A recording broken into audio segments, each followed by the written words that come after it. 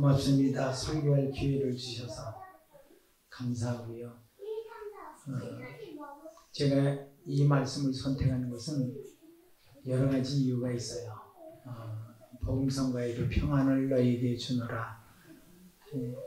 어떻게 우리 다 함께 부를 수 있을까요? PPT 한번 띄워줄 수 있나요? 평안을 너에게 주노라. 세상이 줄 수 없는. 진지하게 한번 불러봅시다. 평안을 너에게 주노라. 평안을 너에게 주노라. 세상이 줄 수 없는, 세상이 알 수 없는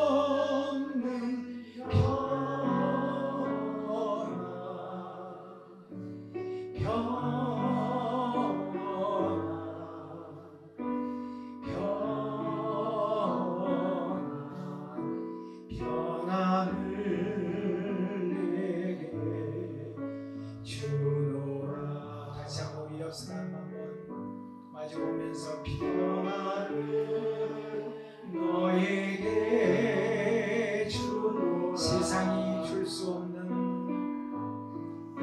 세상이 줄 수 없는,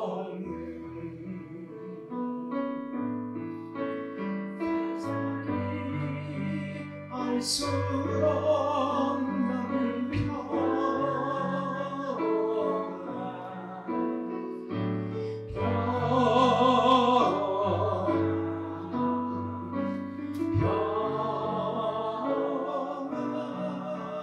평안을 내게 주노라.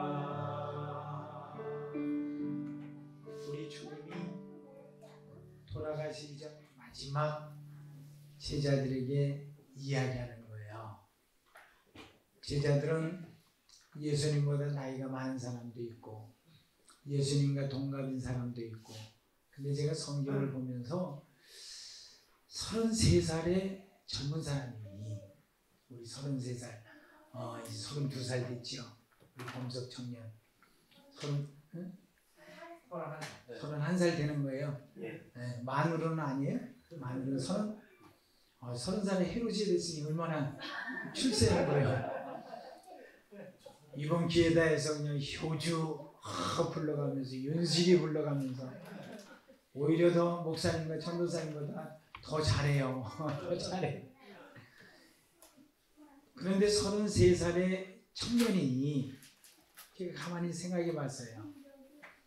33살의 청년이 60이 넘은 사람, 70이 넘은 사람, 학식이 많은 사람, 돈이 많은 사람, 사회에 지위에 있는 사람, 이런 사람들보다 그들에게 무엇인가 더 알 수 없는 것을 가르치면서 그들에게 무엇인가 세상에 살아가는 법을 가르친다?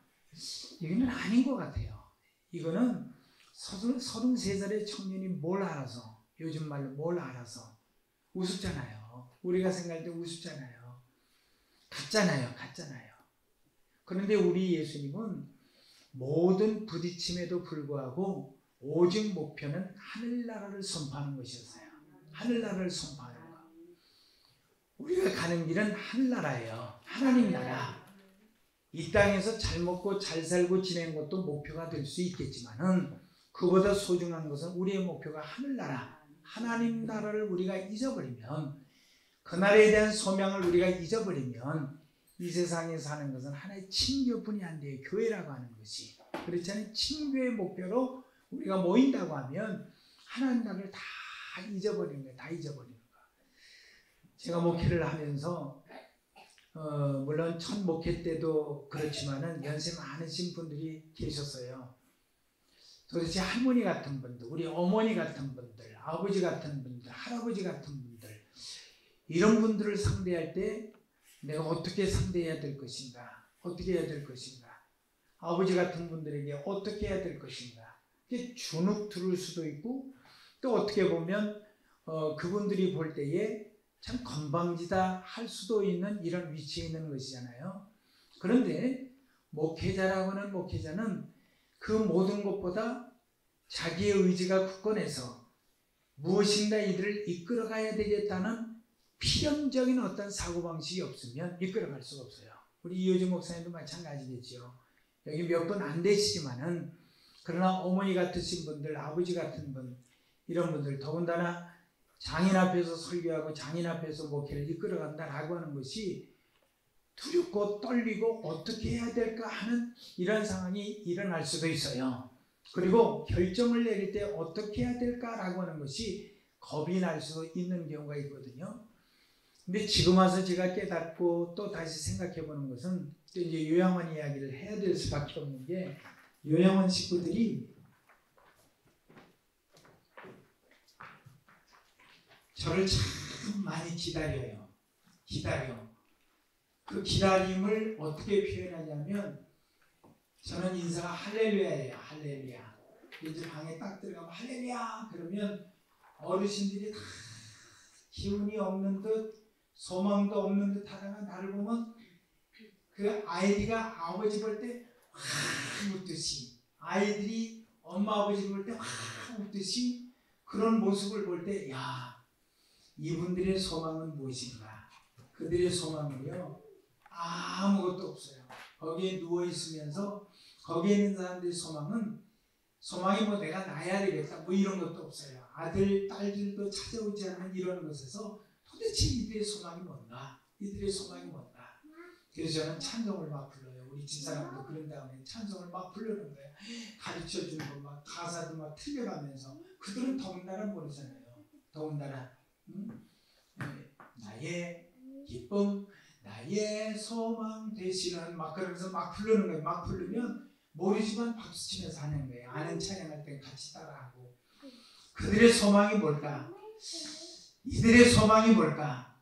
이들은 나보다 한참 연장자인데, 그리고 나이가 많은 사람들인데, 이분들한테 내가 어떻게 해야 될 것인가 라는 걸 생각할 때는 내가 굳건한 믿음이 없고 또 하나님 나라를 사모하는 어떤 소망이 없다고 하면 이들을 이끌어갈 수가 없어요. 우리 예수님께서 제자들에게 이야기할 때에, 말씀하실 때에, 그때 제자들에게 오직 할 수 있는 것은 하늘나라예요. 하나님 나라에 대해서 예수님은 확신하거든요. 예수님은 하나님의 아들로서 확신하거든요. 그리고 과거의 일이라든가 미래의 일이 예수님 안에 모두 있는 거예요. 그러니까 확신하니까 아무리 뒤에서 잡아치고, 이 말씀 하시기 전에 가룟 유다가 예수님 팔아 나갔거든요. 성만 찬양할 때에 가룟 유다가 떡을 쥐어 들고, 그리고 예수님 곁에서 그가 떠났어요. 회개할 기회가 있으면 떠났어요. 그 광경을 본 거예요. 얼마나 마음 아플까요? 우리 성도들도 하나님의 교회에서 우리 이효주 목사님 오시기 전에 일어난 상황들에는 마음 상황이 많이 있었잖아요. 그럴 때에 여러분들 마음이 얼마나 상했어요.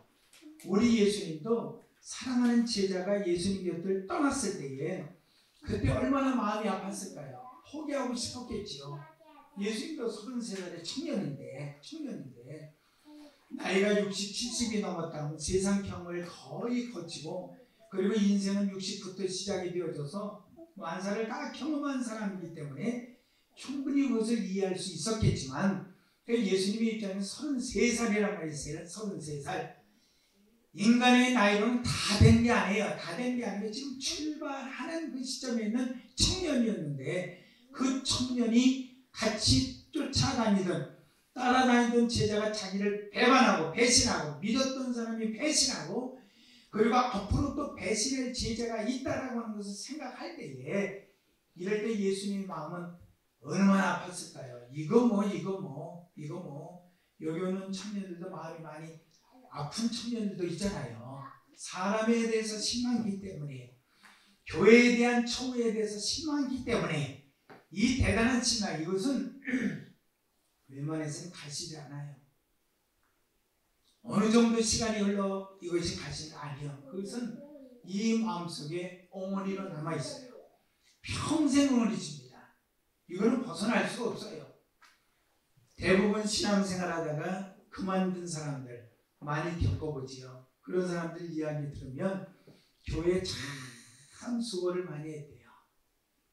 교회 질 때 자기 헌금도 많이 했대요.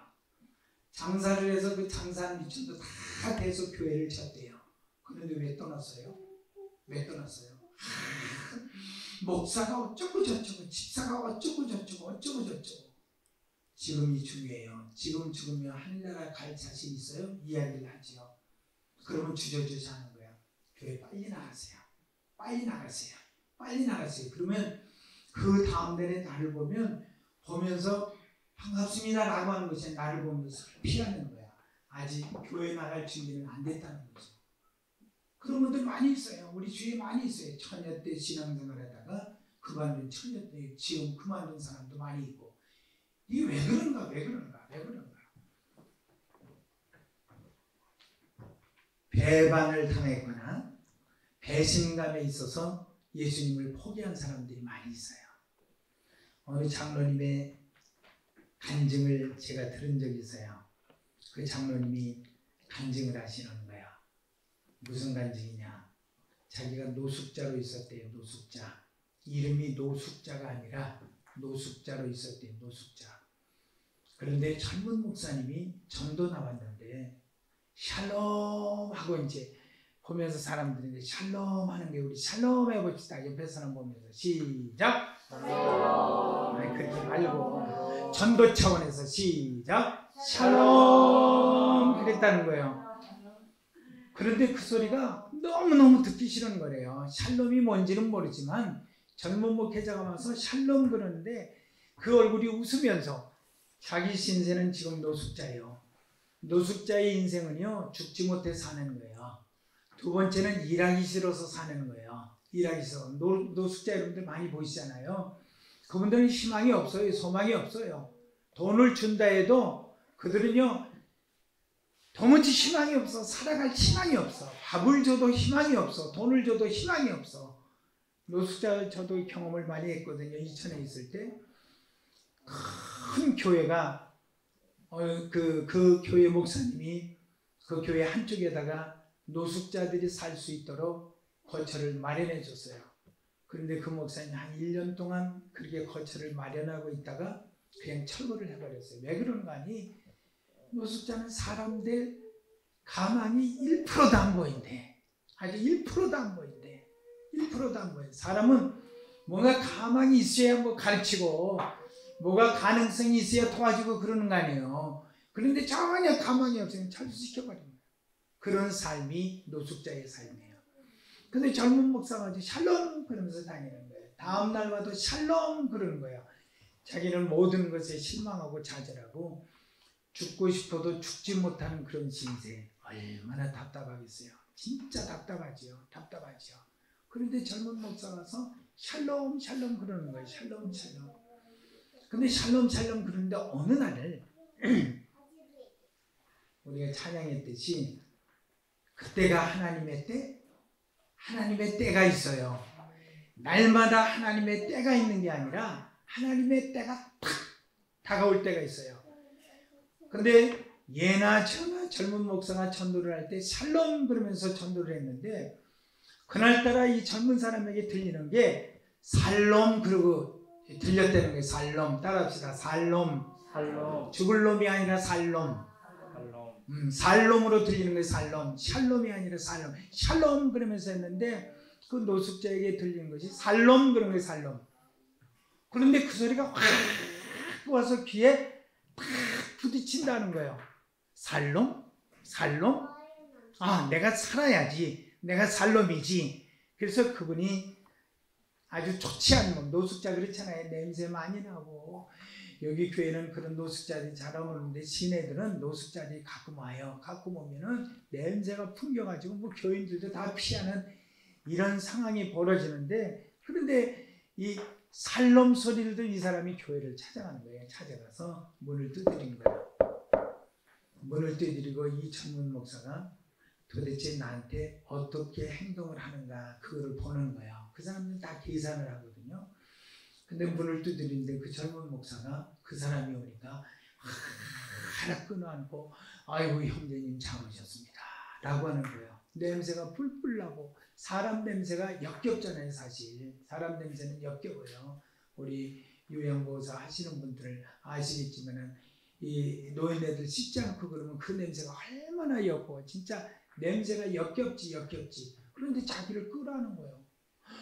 도대체 이 젊은 사람이 뭔가 그러면서 밥을 따뜻하게 해주는 거예요. 사모님이 이게 도대체 뭔가 이래서 내가 살 놈인가? 그래서 그 교회를 한두 번 출석을 한 거예요. 출석을 하다 보니까 점점 희망이 넘치는 거예요. 살 놈이라고 하는 소리를 들으니까 자기가 살아날 의욕이 나는 거야. 그래서 몇 년을 신앙생활하고 몇 년을 신앙생활하다 그 교회 장로가 됐어요. 할렐루야. 장로가 된 거예요.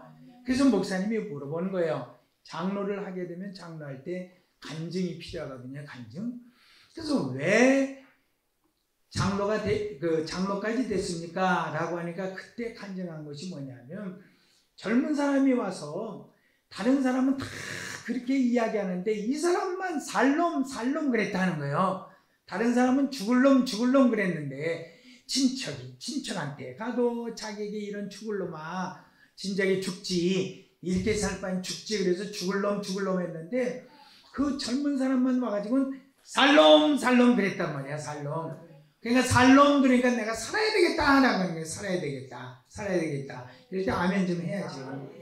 살아야 되겠다 하는 거예요. 그 살아야 되겠다 하는 그 정신이니까 사는 거야. 할렐루야. 신앙은 뭐다?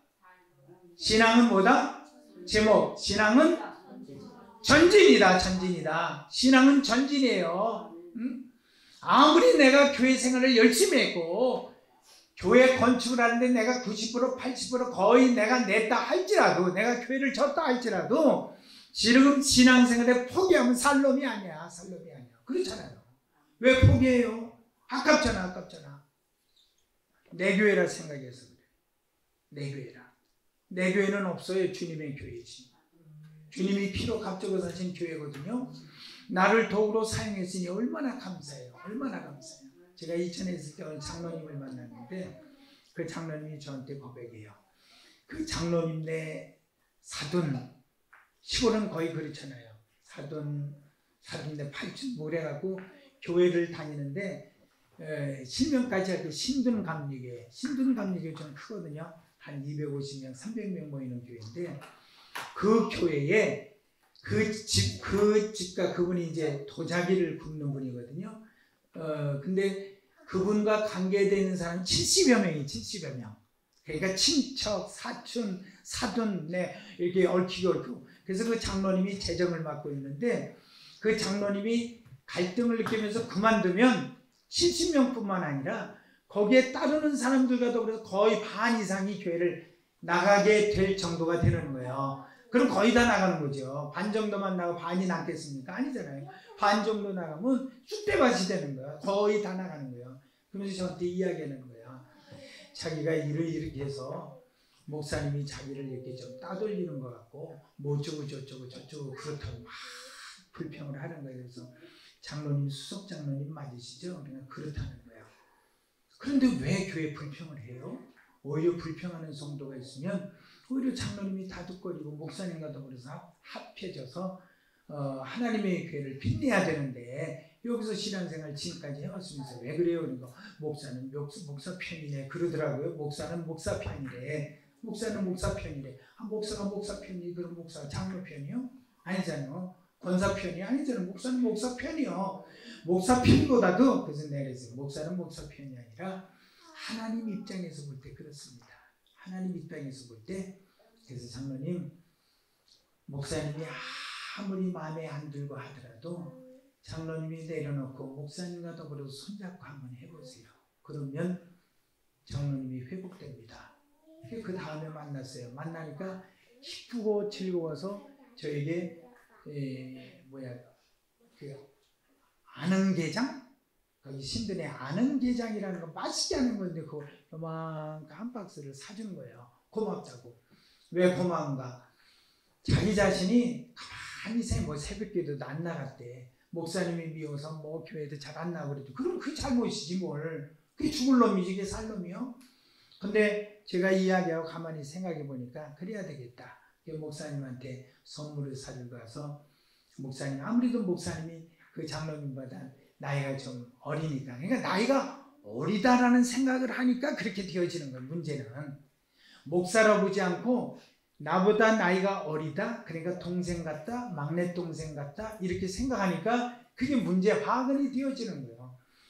그 장로님이 그러는 거예요. 다 마음을 정리하고 목사님한테 찾아가서 사실 얘기를 했대요. 목사님, 사실 제가 이렇습니다. 그러니까 그 목사님이 그러시더래요. 장로님, 제가 잘못했습니다.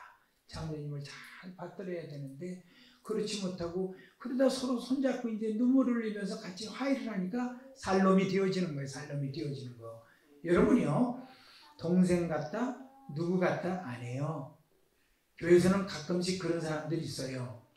만나서 얼마 정도 시간이 지나면 내가 나이가 많고 내가 나이가 적으니까 당신은 내 동생 같고 나는 형처럼 따를게요. 절대 아니에요. 형처럼 따라요? 아니요. 아니요. 예수님이 주인이 되어야 되고, 예수님이 우리의 형님이 되고, 예수님이 우리의 아버지가 되어야지, 사람끼리 우리의 형제 맺읍시다. 아유, 될 수 없어.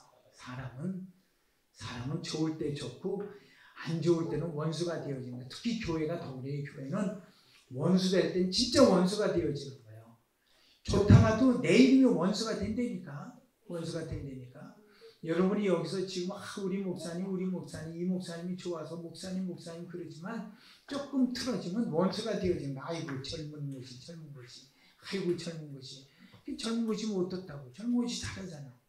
젊은 것이 얼마나 잘해. 뜯어 고치기도 잘하고 모양도 맞추고, 오늘 오면 뭐 변화됐을까, 내일 오면 뭐 변화됐을까. 여러분이요, 젊고 안 젊고가 아니에요. 우리 예수님도 33살이었다니까. 33살에 이 목사님은 33살보다 많잖아요. 33살에 70인 사내들인 공예의 그 장로들에게도 이야기하는 거예요. 독사의 자식들아라고 이야기하는 거예요. 틀리니까. 하나님의 말씀에 틀리니까. 하나님의 말씀에 거역되어지니까. 하나님의 말씀에 순종하면서 신앙생활에서 전진해요.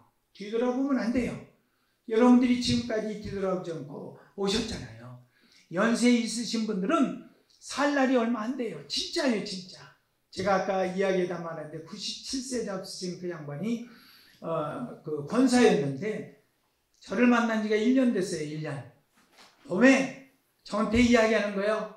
자기는 교회를 3개씩이나 졌다고. 3개씩이나 졌다고. 그러면서 자기는 교회에서 못도 하고 그랬다. 그래서 제가 손잡고 기도해서, 하나님, 교회를 3개씩이나 졌는데 지금은 교회 다니는 교회가 없답니다. 다니는 교회가 없답니다. 이거 어떻게 된 겁니까? 그러면서 이야기를 해줘요. 근데 점점 97세니까 이제 98세 되는 건데 점점 나이가 먹어서 몸이 점점 노쇠해지니까 힘도 없어지는 거예요. 자녀들도 잘 안 와요. 그리고 의지할 데가 없어요. 그럼 내가 가서 꼭 기도해줘요. 그리고 기도해주고 희망을 주고, 권사님이 돼서 교회 3개씩이나 졌으니까 이제 앞으로 하나님 나라에 갈 준비를 해야 되잖아요. 그러면서 이제 이야기를 해줘요. 근데 안 들어요. 안 듣고 하시는 말씀이 꼭 그래서요. 하나님이 나를 버리셨나 봐 그러는 거야. 그래서 하나님께서 왜 권사님을 버리셨나요? 라고 하니까 자기 기도를 하나도 안 들어주셨대. 안 들어준 것이 뭐 안 들어준 거예요? 그러니까 자기가 왜 몸이 이래서 여기 왔냐 하는 거예요. 왜 여기 왔냐? 연세가 어떻게 돼요? 97이래요. 97살이면 많이 사셨네. 그래서 제가 노래를 하나 불렀어요. 백세 저 세상에서 날 데리러 오거든 주의 일을 하니까 못 간다고 자네가 그렇게 하실 거요? 네, 그랬지. 주의 일을 얼마나 했는지는 모르지만 그래서 점점 회복이 됐어요. 그런데 요즘에 저를 보면 저보고 아버지 같대요. 어머니 같대요. 포근하대요. 끌어안아주면서 기도해주면서 그래 신앙이 회복됐어요. 눈물을 얼마나 많이 흘리는지 몰라. 이제 방에 있는 친구들이 그런 사람들이 많이 있어요. 저도 희망이 나는 거예요. 살롬 하니까 거기 있는 분들은 대부분 죽을 사람들이잖아요. 오늘 내일 죽을 사람들이에요. 내일 어떻게 되는지 몰라요. 그런데 살롬으로 이야기해 주니까 살롬으로 이야기해 주니까 그들은 앞을 바라보면서 하늘나라를 그려주는 거예요. 그려주는 거. 굉장히 순합니다. 굉장히 순수해요. 이제 마지막 가는 인생의 길이라서 마음을 그냥 꽉 닫아 건 사람은 걸지만은 그러나 영이 맑아질 사람은 금방 맑아진다 이 말이에요.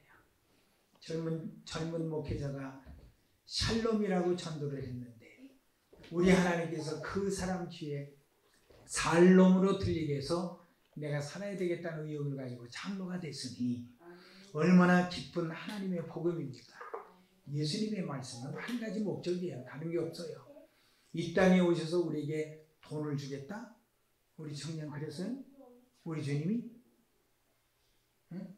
우리 주님이 이 땅에서 예수님을 잘 믿으면 돈을 주겠다?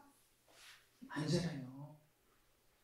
돈은 부수적으로 따라오는 거고 부수적으로 믿음의 사람들은 너무 내 설교가 길지요? 윤놀 때처럼 좀 희망 있게 해봐요. 힘차게 윤놀 때처럼 그렇잖아요. 예수님께서 우리에게 건강 주신다? 너희가 예수님을 잘 믿으면 건강 준다? 아니에요. 그건 부수적이야. 부수적. 우리가 부수적인 것에 목적을 하니까 하나님 나라가 안 보이는 거예요. 잊어버리는 거예요. 하나님 나라가 가리워지는 거예요. 하나님 나라를 바라보면 부수적인 것이 따라온다니까요. 할렐루야. 부수적인 것이.